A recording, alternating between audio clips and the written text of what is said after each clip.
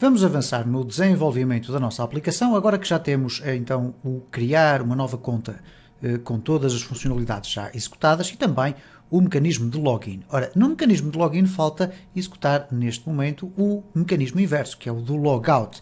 Então vamos entrar aqui com a Ana,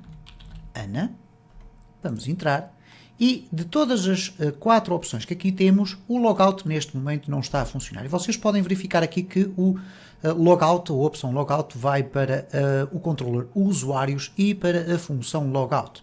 Então vamos aqui regressar aos usuários e nós temos aqui então todas estas funções, ok? O login, temos aqui o sign up e falta-nos aqui o logout. Vou então acrescentar aqui a função de logout. Vou fazer como é habitual com o copy-paste e vocês irão verificar que é muito simples de perceber o que está aqui.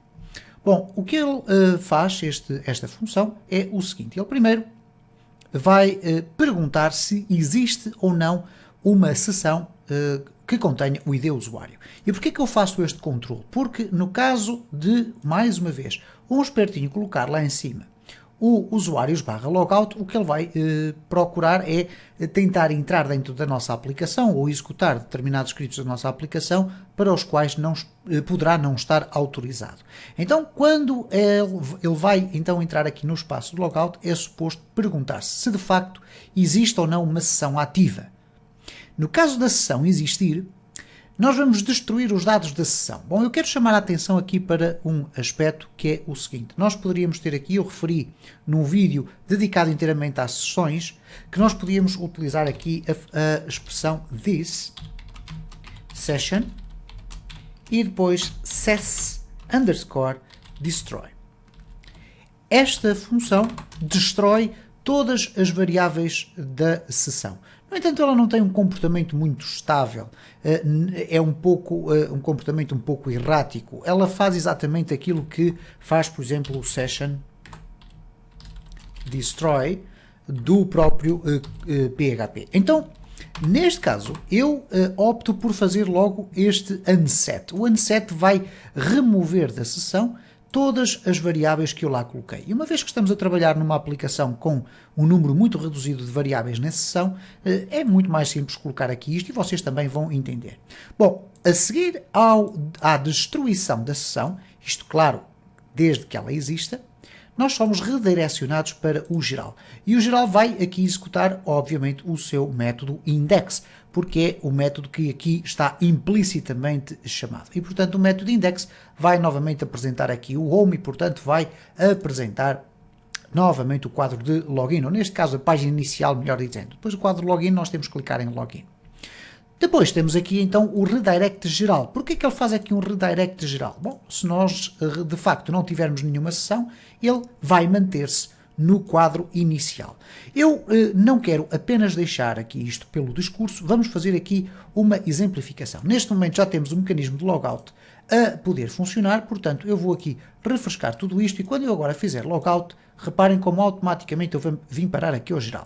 Ora, o que é que acontece neste momento? Nós não temos nenhuma sessão ativa no nosso sistema, mas se agora o espertinho, como eu habitualmente costumo dizer, quisesse executar o controlador usuários e a sua função logout, ele poderia fazê-lo. Poderia chegar aqui, colocar aqui usuários/logout. E reparem o que é que vai acontecer. Ele automaticamente é redirecionado para o geral. E, portanto, é muito importante vocês ficarem com esta percepção de que a construção de uma aplicação, obedecendo a todos os critérios e rigor de segurança, deve conter sempre todo o tipo de verificações, no sentido que o fluxo do código possa decorrer sem prejuízo da segurança da aplicação.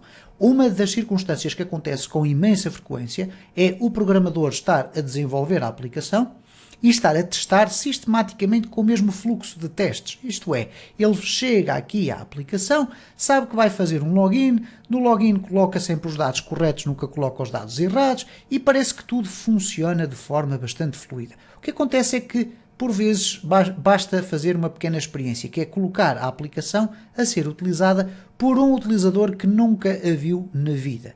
E vocês vão descobrir, ao fim de 30 segundos, que a aplicação tem erros. É um exercício que eu vos aconselho a fazer e vocês vão ver, vão ficar surpreendidos com as coisas que um utilizador vulgar, um utilizador desconhecedor destas tecnologias, os erros que ele vai logo encontrar na aplicação. Às vezes até erros ortográficos que nós, de tanto olhar para o texto, acabamos por não detectar.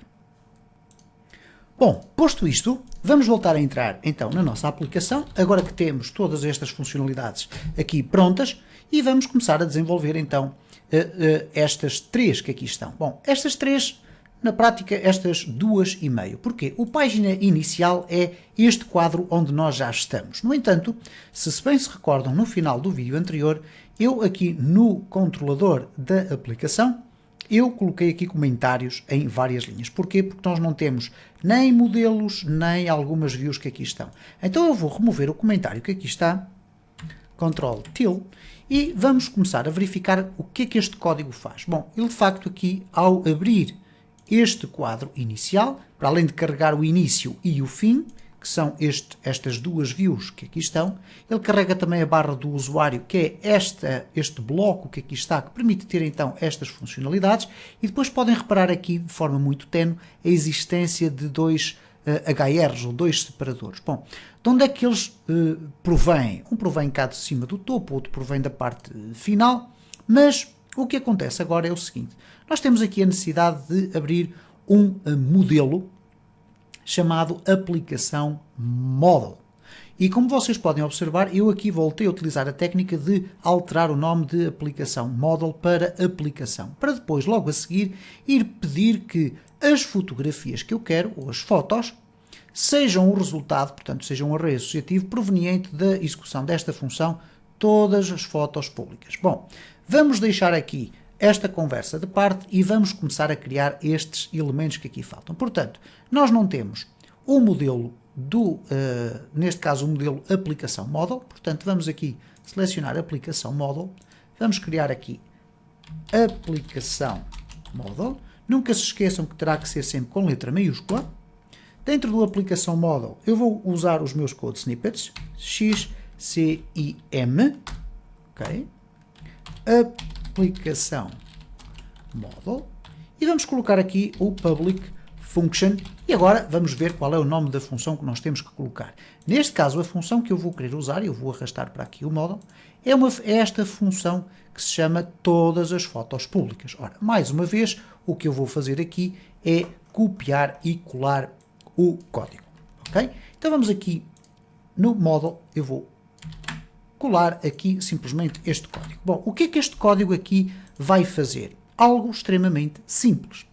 Ele vai pedir à base de dados que retorne um conjunto de resultados num array associativo.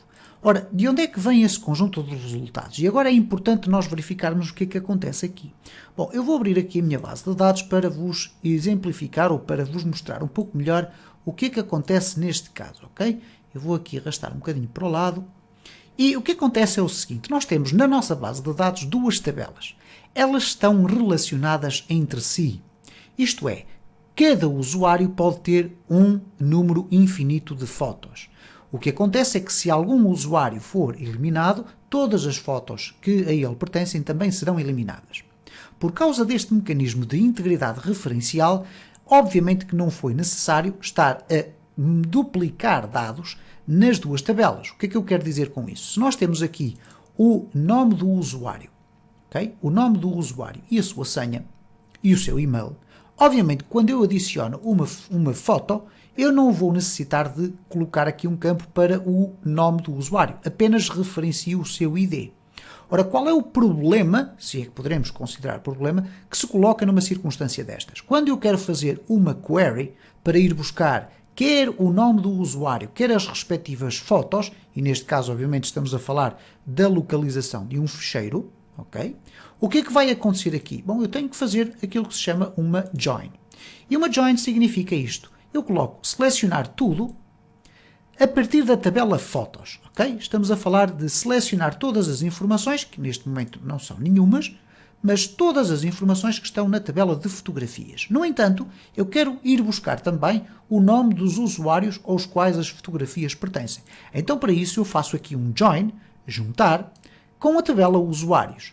Em que condições? Na condição de que o usuários.id usuário, isto é, o utilizador ou o usuário ao qual pertence a fotografia nesta tabela, seja igual ao mesmo ID do usuário da tabela das fotos. Okay? Quero também ir buscar as fotografias que têm o valor true, okay? No pública. Neste caso, aqui será o valor 1, porque nós temos o pública como um valor numérico bit.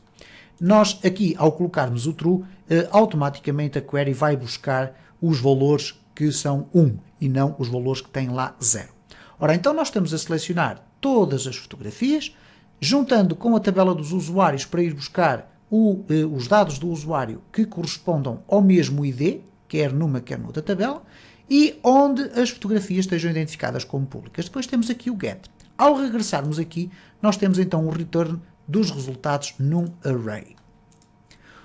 Os resultados são então devolvidos aqui à minha aplicação depois de executarmos esta operação. Cá está. Portanto, todas as fotos públicas.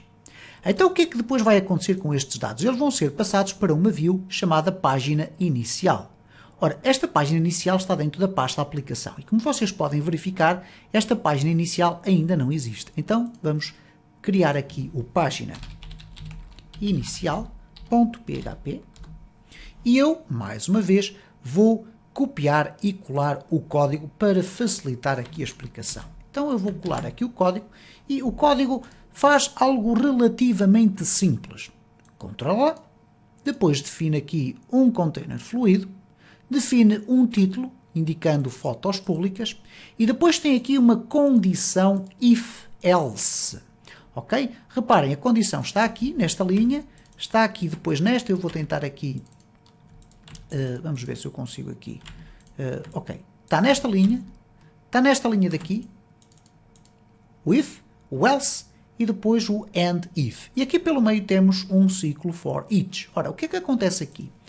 Ele primeiro, ou a view, vai primeiro questionar se existe ou não fotos. Reparem, daqui vêm as fotos num array associativo em resultado da execução desta função do módulo.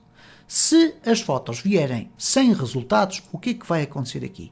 Se o contador de fotos for igual a 0, então ele vai apresentar apenas esta informação a dizer que não foram encontradas fotos públicas, que é a realidade atual.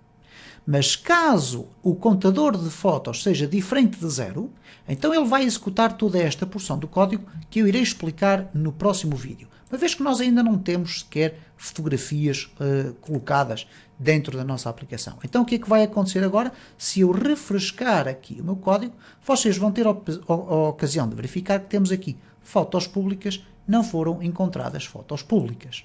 Okay? Então é esta a informação que acaba por ser apresentada com este código que aqui está, uma vez que nós não temos nenhuma fotografia guardada na base de dados. No próximo vídeo vou continuar com a explicação, neste caso concentrando a explicação neste espaço que aqui está, mas este espaço só irá funcionar corretamente depois de nós criarmos os mecanismos para adicionar fotos por parte dos usuários.